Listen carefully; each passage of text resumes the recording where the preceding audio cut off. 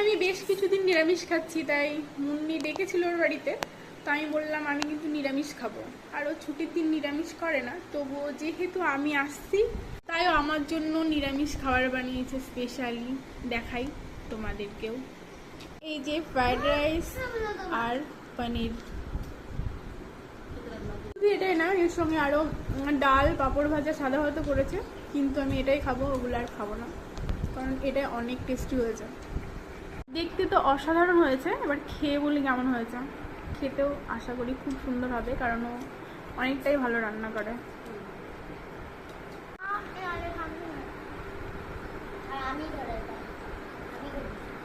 অসাধারণ খেতে হয়েছে, সত্যি অনেক টেস্টি খেতে, দারুণ হয়েছে রে। তাহলে আমি এই সুস্বাদু রান্নাটা খেতে থাকি। সবাই খুব ভালো থাকুন, সুস্থ থাকুন, দেখা হবে পরবর্তী ভিডিওতে।